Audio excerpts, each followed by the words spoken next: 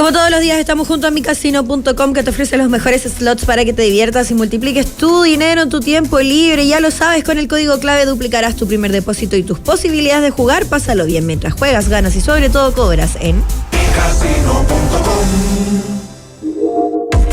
Modo conversación. Es la entrevista en www.copano.news por La Clave. Estamos ya en contacto con Luisa Poblete, educadora diferencial académica de la Universidad Austral, que fue despedida injustificadamente el año 2020 de la Universidad San Sebastián de Valdivia tras apoyar actividades extraacadémicas con estudiantes relacionadas con el estallido social. Luisa, ¿cómo estás? Buenos días. Hola, muy buenos días, gracias por invitarme. Es interesante, Luisa, escucharte a propósito de todo lo que está pasando, porque tú tienes información de cómo funciona por dentro esta organización, ¿no?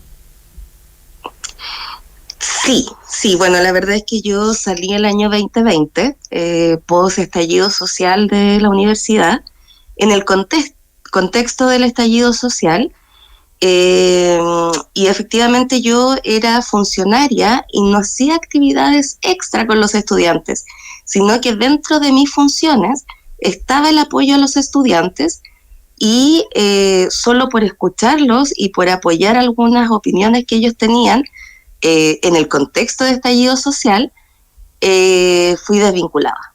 ¿Hubo otros docentes que fueron desvinculados en esa misma línea?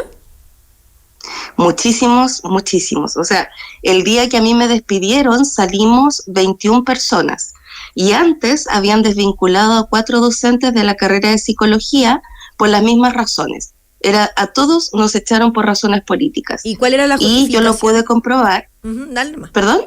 La justificación de la sentencia. Sí, efectivamente.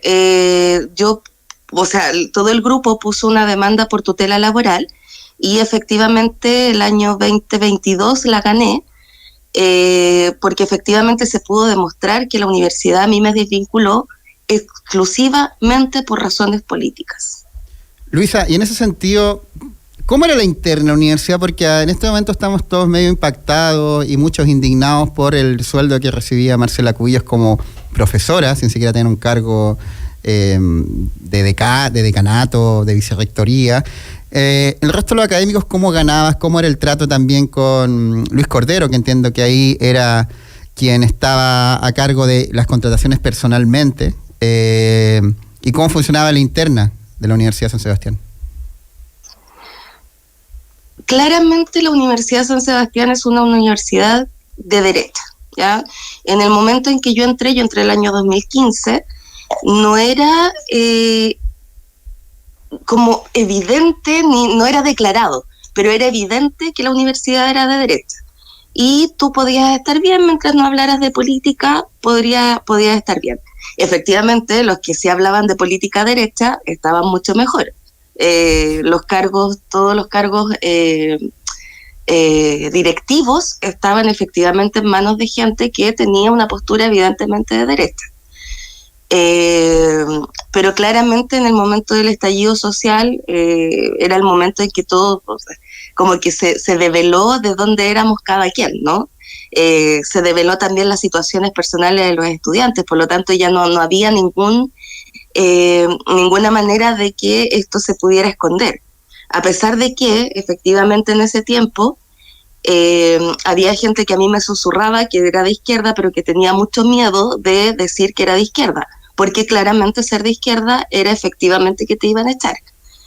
¿Docentes eran quienes te comunicaban eso? Docentes, funcionarios, incluso los estudiantes tienen miedo de declarar. Y entiendo que así fue, muchos fueron desvinculados en esa época y por contrapartida, y ahí quiero preguntarte, yo sé que estaba en la sede de Valdivia, pero profesores como Felipe Ward, Ángela Vivanco, tenemos también a Manuel Guerra, gente que ahora está involucrada en el caso Hermosilla, pero más allá de eso, muchos exministros, exsecretarios, personeros del gobierno de Sebastián Piñera, eran rostros importantes de la universidad, se les veía, eran importantes. ¿Cómo era la relación de la comunidad académica frente a prácticamente el gabinete de Sebastián Piñera como cuerpo docente? Sí, bueno, en realidad la sede funcionamos con lineamientos nacionales, o se funcionaba en ese tiempo con lineamientos nacionales, pero efectivamente estas personas nosotros sabíamos que existían, pero mayor relación no teníamos. Cordero sí efectivamente visitaba la sede de vez en cuando y era una persona que había que recibir y había que escuchar, efectivamente. Y efectivamente la gente de Santiago, las autoridades de Santiago, todas claramente de derecha, con discursos muy de derecha, nos visitaban y nos iban a dar lineamientos cada cierto tiempo, de cómo teníamos que pensar, de las cosas que no teníamos que pensar.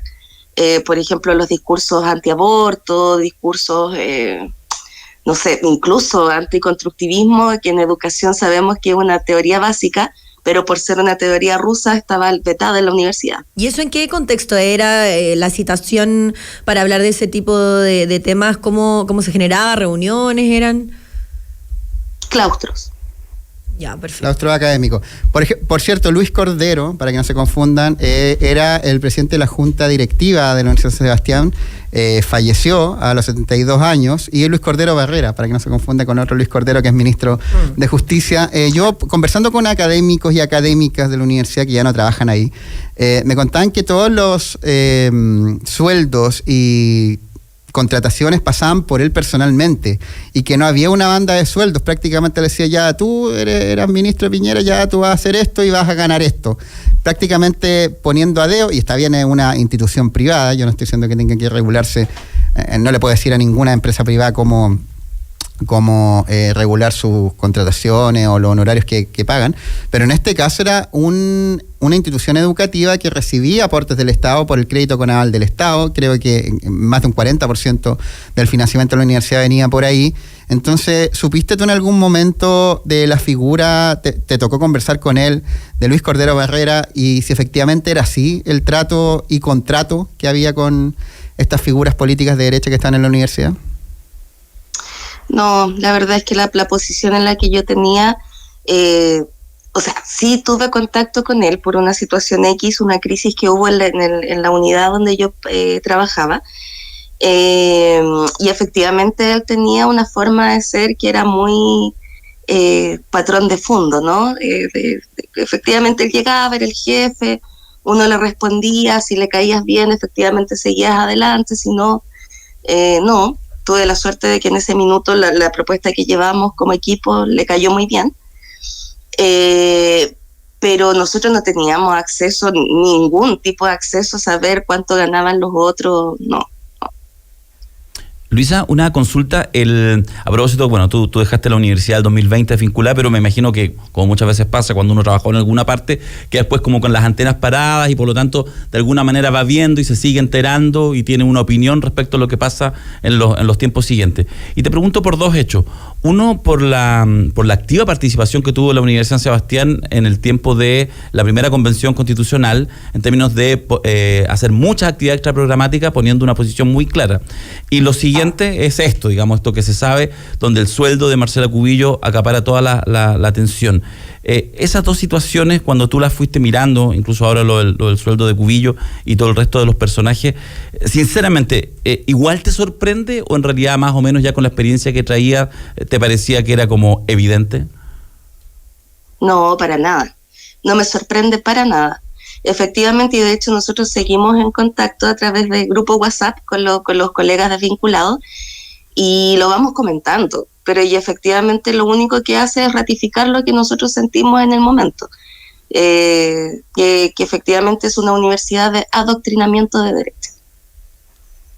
Tengo una pregunta que tiene que ver con si tiene información de una nota que ha resurgido en los últimos minutos.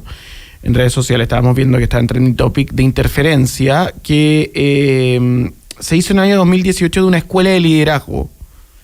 La Dirección de Asuntos Estudiantiles de la Universidad de San Sebastián ofrece instancias de formación política, cuenta esta nota, y en ese sentido estaba hecha en la 8ª región, y identificaba a aquellos estudiantes que presenten aptitudes para liderazgo bajo los valores que promueve los valores de la universidad.